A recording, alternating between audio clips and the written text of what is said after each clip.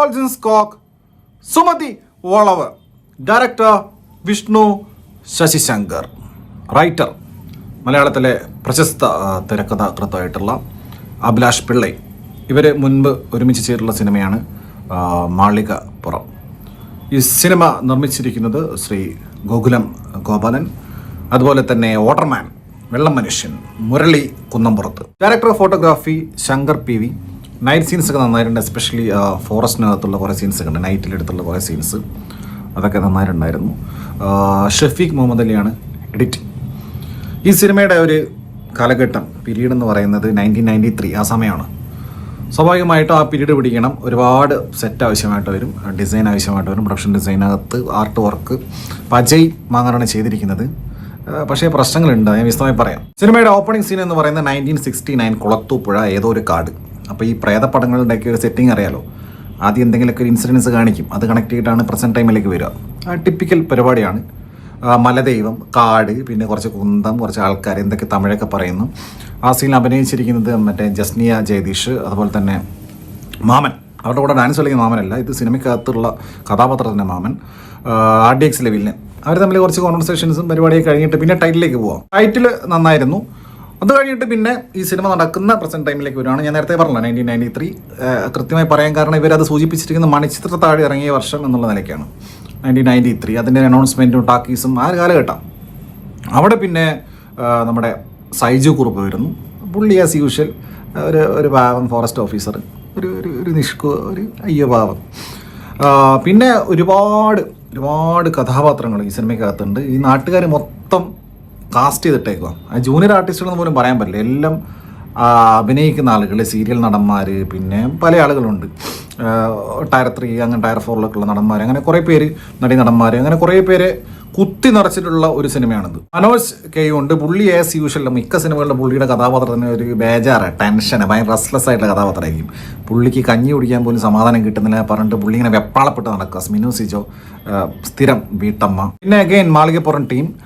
ഇവരെ മുൻ സിനിമയിൽ അഭിനയിച്ച ആ 2 കുട്ടികൾ, ദേവനന്ദയും ശ്രീപതയാനും, ആ ചെക്കനും ആ പെൺകുട്ടിയും, അവർക്ക് കൊള്ളായിരുന്നു. ആ ചെക്കൻ കുറച്ച് സീനിലൊക്കെ കൗണ്ടറൊക്കെ അടിച്ച് സ്കോർ ചെയ്തിട്ടുണ്ട്. അർജുൻ അശോകൻ, ഒരു നിഷ്കു, പേടിത്തൊണ്ടൻ, പരോപകാരി, അങ്ങനെ ഒരു പുള്ളി സ്ഥിരം ചെയ്യുന്ന ടൈപ്പ് സാധനം തന്നെ. ബാലു ഉണ്ട്, ബാലു വർഗീസ്. പുള്ളി കുറച്ചൊരു ഫ്രീക്ക് ടൈപ്പാണ്. ആ കാലഘട്ടത്തിൽ കാസറ്റ് നടത്തുന്ന ആൾ. ആ കാലത്തെ കാസറ്റ് അവരോട് അറിയാലോ, രതി നിർവേദമൊക്കെ കൊടുക്കുന്നുണ്ട് പുള്ളി ഇതിനകത്ത്. ചക്കപ്പഴ റാഫിയൊക്കെ ഉണ്ട്. പുള്ളി ഇടയ്ക്ക് ഏതെങ്കിലും സീനൊക്കെ ഓടി നടക്കുന്നത് കാണാം, പിന്നെ കുറേ സമയം കാണൂല. കോട്ടയം രമേശ് ഭയങ്കര പുള്ളി പറയണം, സുമതിയെ ദോയാട്ടികൾ ചെമ്പോലയിൽ തളച്ചു എന്നൊക്കെ പറയുന്നുണ്ട്.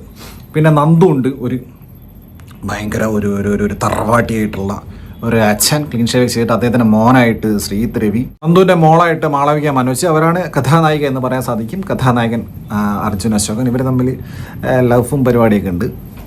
ഭൂലോക ക്രിഞ്ച് ഫെസ്റ്റാണ്. ഇവരുടെ പാട്ടുകൾ ഇടയ്ക്കിടയ്ക്ക് ഇങ്ങനെ വരും. അയ്യോ അസഹനീയം. ലവ് സീൻസ് മൊത്തം അസഹനീയം. അതായത് ഈ മാളവിക മനോജ്, ശ്രീ അശോകന് ഇടയ്ക്കിടയ്ക്ക് പാട്ട്. രഞ്ജിൻ രാജാണ് പാട്ട് ചെയ്തേക്കുന്നത്. ഇടയ്ക്കിടയ്ക്ക് പാട്ട്, അസഹനീയ പാട്ട്. സീരിയൽ നടൻ ജയകൃഷ്ണൻ, അതുപോലെ അനിയപ്പൻ, പിന്നെ സിദ്ധാർത്ഥ് ഭരതൻ ഒരു പ്രധാന കഥാപാത്രം ചെയ്തിട്ടുണ്ട്. പുള്ളി ചമ്പൻ എന്ന് പറഞ്ഞിട്ട് പുള്ളി ഇങ്ങനെ ചെറുനാരങ്ങ എടുത്ത് ഇങ്ങനെ കുന്തത്തിൽ കുത്തും. അപ്പോൾ ചെറുനാരങ്ങ സാധാരണ അതിൻ്റെ നീരാണല്ലോ വരിക, ഇത് മറ്റേത് വരിക ബ്ലഡ്. പിന്നെ പ്രശസ്ത എഴുത്തുകാരൻ കൂടിയായിട്ടുള്ള, ഈ സിനിമയുടെ എഴുത്തുകാരൻ കൂടിയായിട്ടുള്ള അഭിലാഷ് പിള്ളൈ ഒരു പ്രധാന വേഷത്തിൽ ചെയ്തിട്ടുണ്ട്. ആ നാട്ടിലെ എല്ലാമാണ്. ഡ്രൈവറാണ്. ഒരുവിധം എല്ലാ സീനിലും പുള്ളി കയറി അഭിനയിച്ചിട്ടുണ്ട്. ഒരേ ഭാവത്തിൽ തന്നെ, ഭാവം വിടാതിരിക്കാൻ പുള്ളി പ്രത്യേകം ശ്രദ്ധിച്ചിട്ടുണ്ട്. ഒരേ ഭാവത്തിൽ തന്നെ എല്ലാ സീനിലും കയറി അഭിനയിച്ചിട്ടുണ്ട്. ഈ സിനിമ പേഴ്സണലി എനിക്ക് ഒട്ടും ആസ്വാദ്യകരമാവാതിരിക്കാനുള്ള പ്രധാന കാരണം ഇതിൽ ഉള്ള എല്ലാ സീൻസും ഭയങ്കര ആർട്ടിഫിഷ്യൽ. അതായത് സിനിമ ഇങ്ങനെ ഷൂട്ട് ചെയ്ത് ഫീൽ ചെയ്യുന്നത്, അതായത് സെറ്റ് ഇട്ടത്. അതാണ് നേരത്തെ പറഞ്ഞു, അജയ് മാങ്ങാടിൻ്റെ കാര്യം പറഞ്ഞ സമയത്ത് പുള്ളി മാത്രം പറയുന്നില്ല, എൻഡ് ഓഫ് ദി ഡേ ഡയറക്ടറാണ് റെസ്പോൺസിബിൾ. അപ്പോൾ ഇങ്ങനെ കുറേ ആ കാലഘട്ടം ഇങ്ങനെ ഒരു സെറ്റ് ഇട്ടിട്ട് ഇങ്ങനെ ആൾക്കാർ അഭിനയിക്കുന്നതായിട്ട് നിരന്തരം ഫീൽ ചെയ്തുകൊണ്ടിരിക്കുക. അത് ഭയങ്കര പ്രശ്നമാണ് സിനിമ കണ്ടുകൊണ്ടിരിക്കുന്ന സമയത്ത്. ഇപ്പോൾ പുകയടിക്കുന്ന സമയത്ത് സൈഡിൽ നിന്ന് പുകയടിക്കുന്നത് മനസ്സിലാവുന്നേ, അത് നാച്ചുറലായിട്ട് ഫീൽ ചെയ്യണ്ടേ കുറച്ചെങ്കിലും. ഇതിങ്ങനെ പുകയടിച്ച് കയറ്റുക, കാരണം പ്രേതപ്പടമാണല്ലോ, രാത്രി ആകുമ്പോഴൊക്കെ ഇങ്ങനെ ഓരോ സ്ഥലത്ത് പുകയടിക്കും. പിന്നെ ഡാൻസ്, ഇതിൽ രണ്ട് ഗ്രൂപ്പ് ഡാൻസ് ഉണ്ട്, 2 പാട്ടുണ്ട്.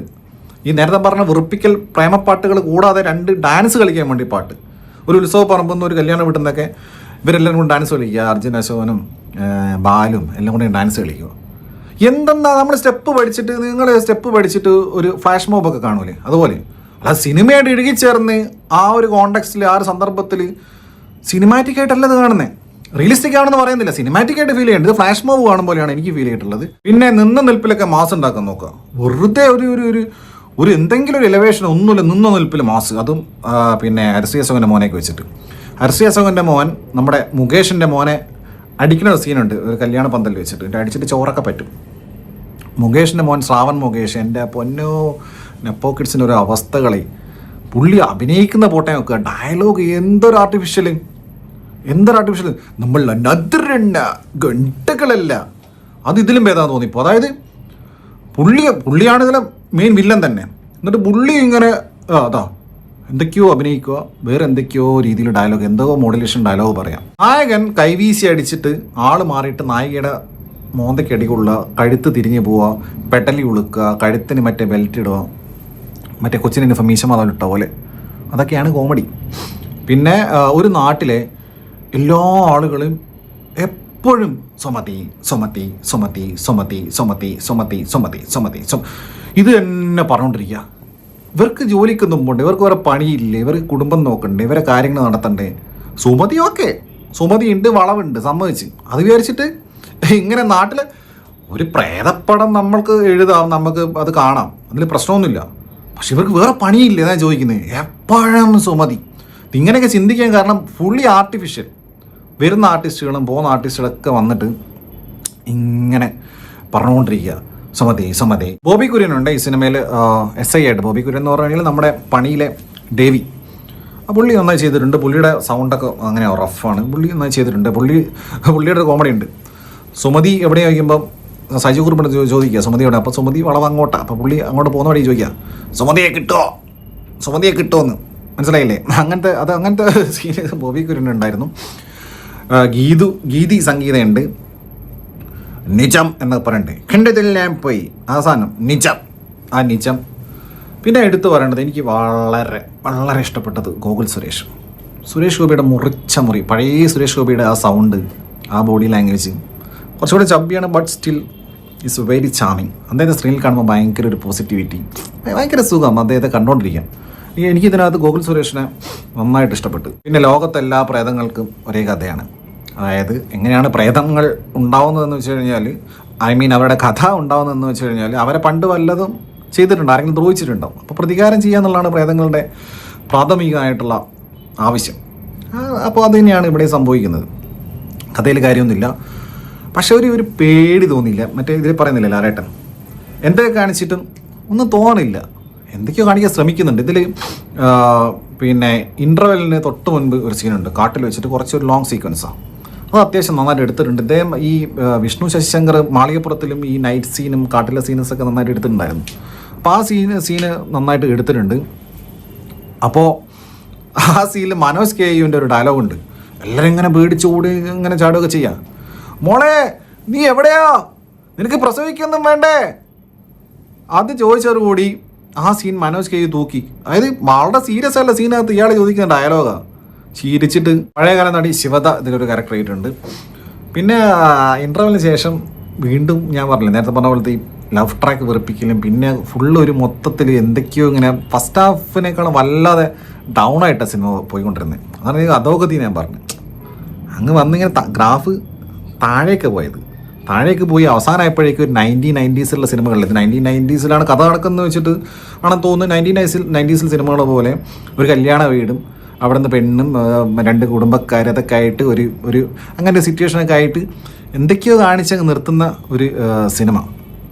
ഈ സിനിമയിൽ പിന്നെ വേറൊരു സ്ത്രീ പ്രാതിനിധ്യം ഉറപ്പാക്കാൻ വേണ്ടിയിട്ട് JPയുടെ ഭാര്യ, അഭിലാഷ് പിള്ളയുടെ ഭാര്യ, ശ്രീത്രവിയുടെ ഭാര്യ, എല്ലാവരുടെയും ഭാര്യമാരെ ഉൾക്കൊള്ളിച്ചിട്ടുണ്ട്. അത് വളരെ നല്ല കാര്യമാണ്. കാരണം നടന്മാർ മാത്രം അഭിനയിച്ചാൽ പോരല്ലോ, അവരുടെ ഭാര്യമാർ അഭിനയിക്കുന്ന നല്ല കാര്യമാണ്. I appreciate that. അങ്ങനെ എല്ലാം കൂടെ ഒരു പ്രേതപ്പടം, അതിനകത്ത് കുറേ ലവ് ട്രാക്ക്, കുറച്ച് പരിപാടികൾ, കോമഡി ഇങ്ങനെയൊക്കെ ഉദ്ദേശിച്ച് ചെയ്തതാണ് പരിപാടി. എനിക്ക് പേഴ്സണലി ഇത് ഫസ്റ്റ് ഹാഫ് വരെ ഒരുവിധം ഒപ്പിക്കാം എന്ന് തോന്നി. പക്ഷേ പിന്നീട് അങ്ങോട്ട് അവസാനമൊക്കെ ആയപ്പോഴേക്ക് മൊത്തം അടി പോയിട്ടാണ് ഫീൽ ചെയ്തിട്ടുള്ളത്. അപ്പം പ്രേതമാണ്, എല്ലാവരും പേടിച്ചോളി. ഇങ്ങനെ പ്രേതം എന്ന് പറഞ്ഞു കഴിഞ്ഞാൽ കൃഷ്ണമണി കാണാതാവണം. കൃഷ്ണമണി കാണാതെ കഴിഞ്ഞാൽ അപ്പം മനസ്സിലാക്കുക ഇത് പ്രേതമാണ്.